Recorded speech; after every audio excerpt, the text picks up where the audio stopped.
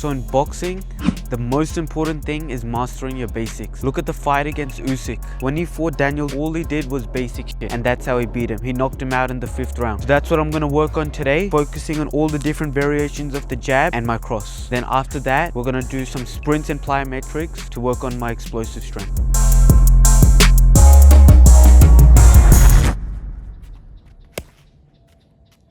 So in this clip, my jab hand is dropping a bit before I throw. I'm starting to telegraph the shot. This means I'm giving away the punch before it lands. To fix it, I've got to focus on snapping the jab sharper and keeping my lead hand higher. I'm also trying to add more lead hand movement, kind of like Usyk. He's always touching, probing, feinting. It disguises the jab and makes it more unpredictable.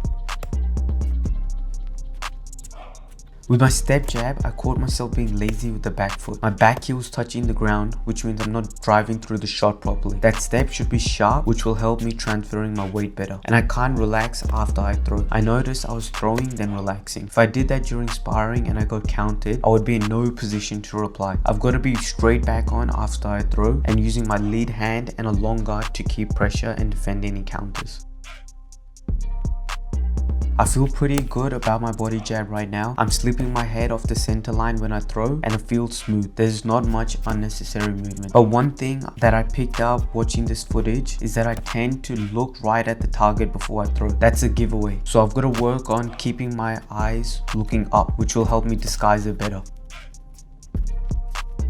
My uppercut is decent at the moment, but one thing that's holding it back is the rhythm. Everything's coming at the same tempo, which makes it predictable. First, I need to create a pattern and then break it. Set a rhythm, then break it. Even changing levels of the shots before the uppercut will help. If I can mix up my timing, it'll land cleanly more often.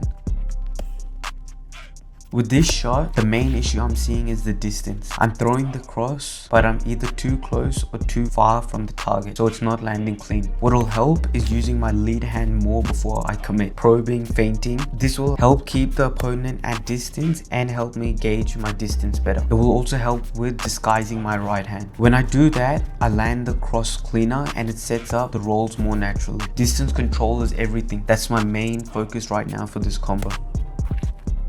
At the moment for this combo, the main issue is the power. When I throw the roll uppercut combo, I'm not getting any pop on the shot, and it's because I'm not setting in my legs. I'm rolling, but my base is too loose. When I lock in my stance and really drive through my legs, that's when the uppercuts start to feel solid. I also need to focus on hitting the shot from my knuckles, not just placing the shot. I've got to make this combo a lot sharper.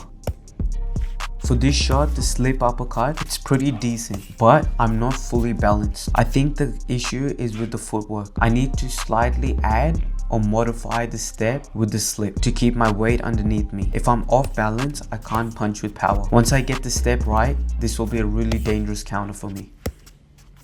Alright, we're gonna do plyometrics now for our explosive power. We'll do about 4 or 5 different exercises, then we'll go to sprints. The distance we're gonna sprint is probably about 80 to 90 meters. We'll do 5 reps.